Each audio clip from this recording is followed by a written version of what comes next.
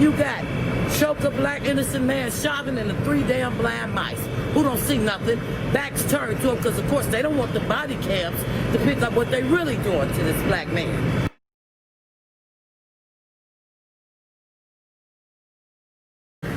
So Kim Handy Jones, the mother of Cordell Handy. Cordell Handy, you want to talk about what kind of a man your son was before he was stolen by the St. Paul Police Department?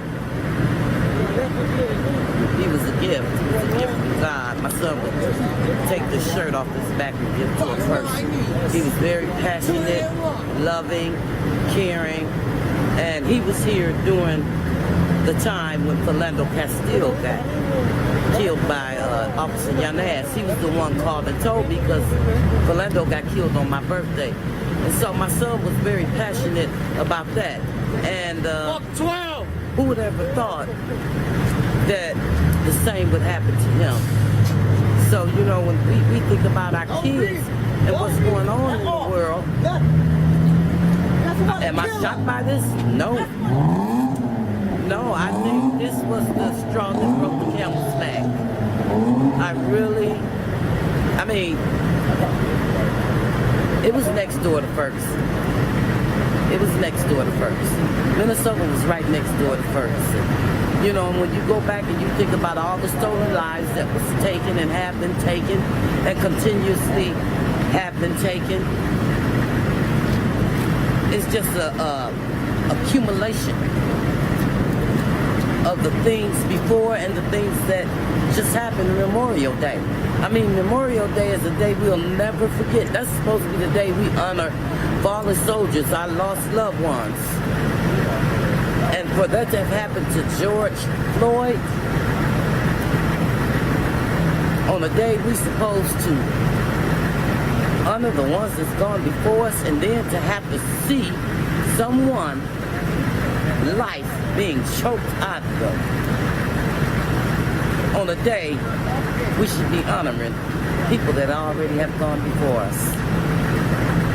It's a day that we will always remember, but it's a day that Minnesota will never forget.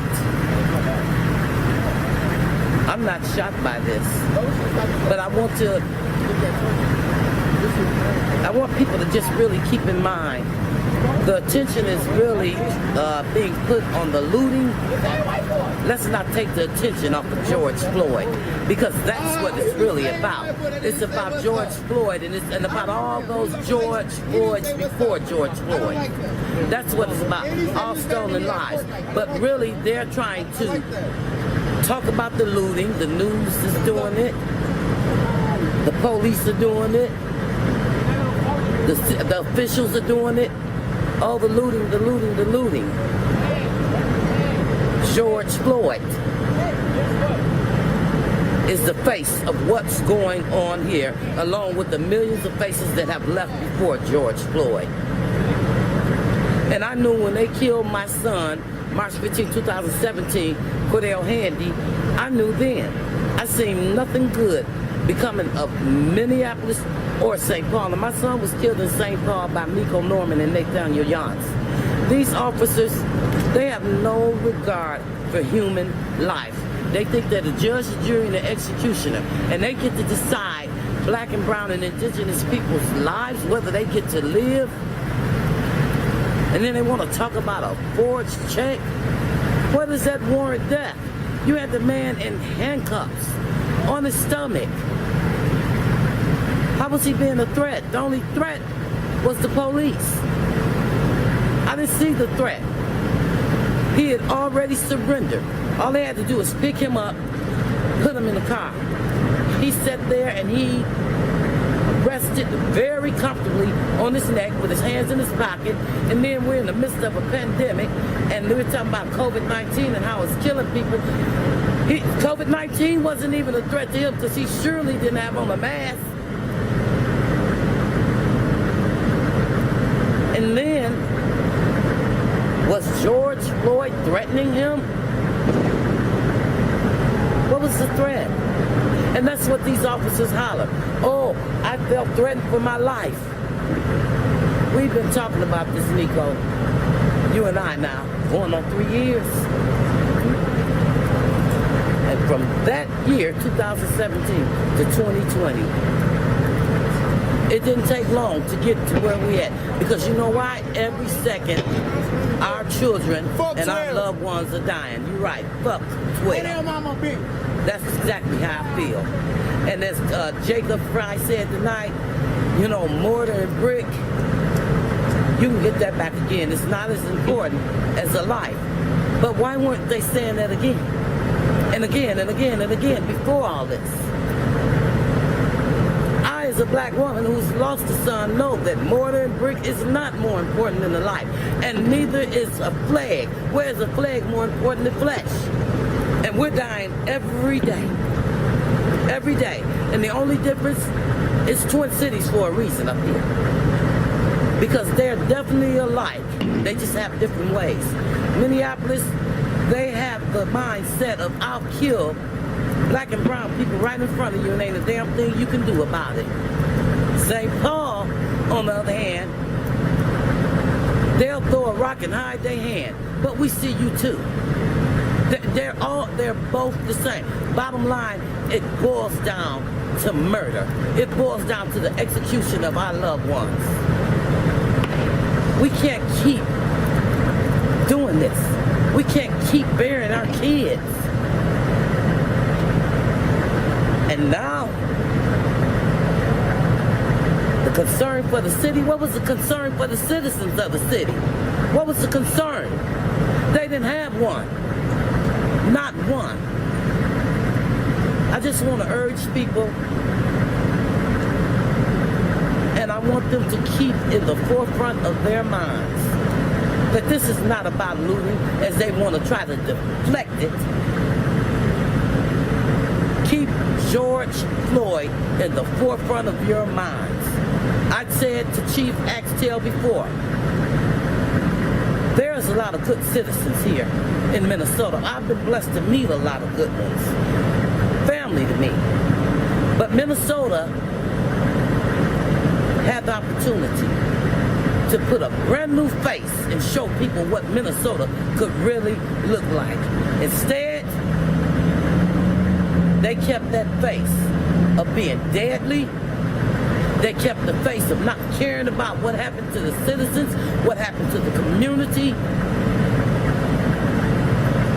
And then to stand there on top of the 3rd precinct and try to protect that building. What was George Floyd's protection? What was his protection? You got SWAT on top of buildings, police armed with batons. Where was the protection for George Floyd? While bystanders tried to help him, were hollering and screaming. What was his protection? They didn't care about his protection. Then you got the 3 blind mice sitting there with Officer Chauvin, who turned their back, who was down there by his legs. At first people thought it was 2, but then it was 4. So you got choked a black innocent man Chauvin and the 3 damn blind mice who don't see nothing, backs turned to him because of course they don't want the body cams to pick up what they really doing to this black man. Minnesota better get it together. They better get it together. Because I'm going to tell you something. For 3 years, it's always been back to business when they kill a black, brown, and indigenous person. But this is the business. This is the business of officers who think that they are above the law, who think that they can continuously kill. They are murderous motherfucking assholes. That's what they are. I have no compassion for them. I have no compassion for our city officials who sit back, don't say nothing, and when they do, they cover up. George Floyd murder cannot be covered up. They went too far. White lies and fuck blue allies. That's what I got to say. We couldn't save George Floyd, and we begged them to get up off that man's neck. We couldn't save him. These people are demented. They fucking monsters. But now, when the shit come back and hit home, The chickens have come to roost. Yep. They've come to roost. Exactly. And now they standing out here, want to save these hoes. Sure did. These bullies with guns, trying to save the 3rd precinct. 3rd precinct gone. Sin don't live there no more. The murderous killers don't live there no more. The sin is gone. Listen, rich people's in trouble, man. Yeah, it's sad. The soldiers are here. Yeah, they're The here. rich And for people what? got What in was the trouble. soldiers when our people needed to be saved? You know, they bitching. Where were they at? Then when people got real with them and decided, okay, we get ready to put boots on the damn ground. They still ain't shit. They're just standing there. Look at them. They're just standing there like little bitches. But when we hit them, they don't know what to That's do. not boots on the ground. That ain't Because shit. boots on the ground is a lifestyle. It's not a word, it's an action. They should have been in action a long time ago. So much blood has been spilled on the damn state of Minnesota. So much blood. They should have been here in the beginning. First day they should have been. Here with their damn trucks that I tax dollars pay for.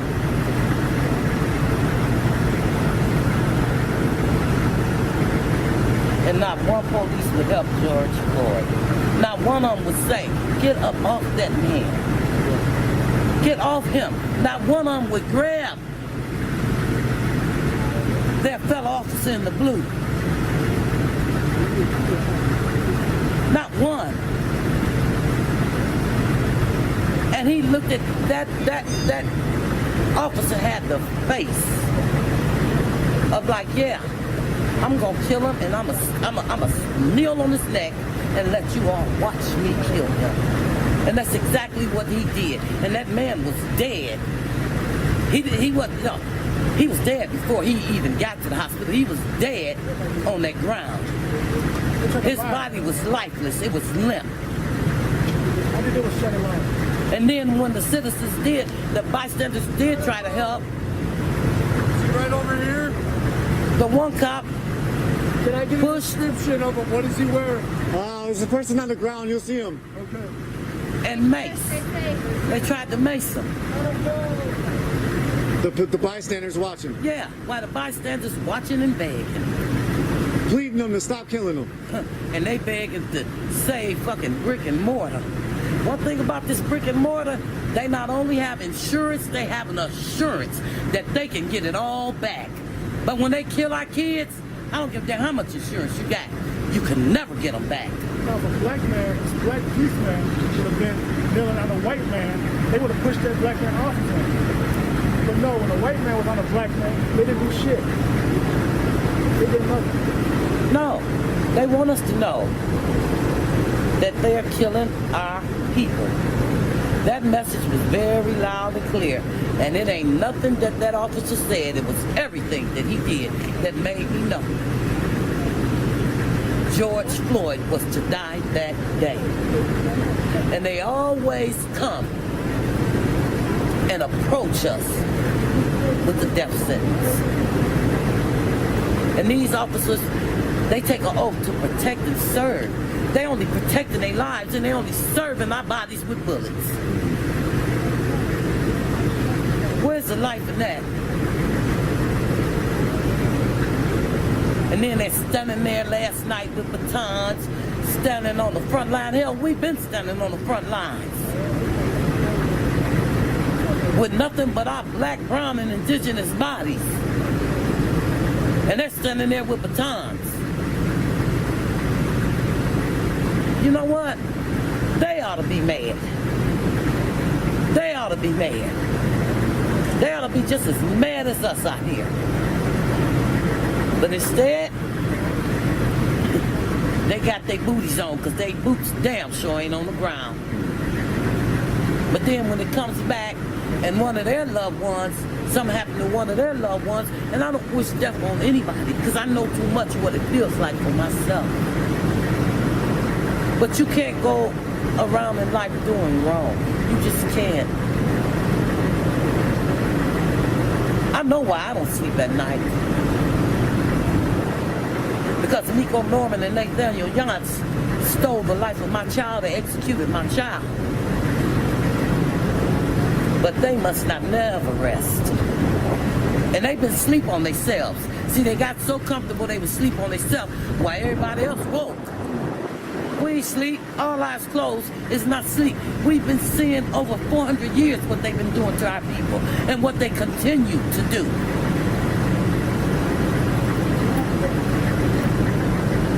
I'm looking around, Nico, and I mean, these buildings, I was here Wednesday, these buildings were here, standing. But so was our children. So was our loved ones. So was our loved ones. They will get the buildings back. Get them back, rebuild, new. But when you've lost a loved one, you can't get that back. No amounts of money, no insurance will bring it back. And the real reality of it in life is, I got it. I have one. Oh, you have? Yeah, I don't. Minnesota Thank needs you. to quit lying. Okay, do your thing. Minnesota cops need to quit lying. And these city officials that stand behind them, and these prosecutors that protect them. Stop lying. Because this here today is the truth about all the lies and all the lives that they've taken. And then they want a relationship with the community. How could you ever get a relationship with the community based on what you do? Based on killing a man while bystanders are looking and while cops' backs are being turned as if they don't see it. And to me, they just as worse as he is. Not to say get up off that man's neck. They're worse than he is. All of them are murderous cops. I'll wait, and you know, we'll see. We'll see. But you know what? Black people have always had to fight for what they want. Always. We gotta fight for our lives. You know. They should never have freedom. And of course, George Floyd's family should get what Justine got, but more. They should get more than Justine DeMond. Because again, sight unseen. And all four of them cops, they don't even have the death penalty up here. But if they did, I wouldn't give it to them. I'd give them life. Let them 8 or 9 minutes that man couldn't breathe be a lifetime in a judicial system for them. Let them suffer. Nico, this is a whole joke. A whole joke. Because why weren't they here when our people was done? National Guard. And all we trying to do is live. This National Guard, there ain't nobody. All we trying to do is live. All we want to do is see our kids live. We want to see their full potential in life. We don't get to see that our kids are being sniped from us at every age. If they're not taking them, pulling them up and putting them in foster care, they killing them. It's a genocide on black, brown, and indigenous bodies. This shit here, you can build back up again, but you can't raise your kids or your loved ones from the dead. I love you. Love you too. Keep your boots on the ground. You too.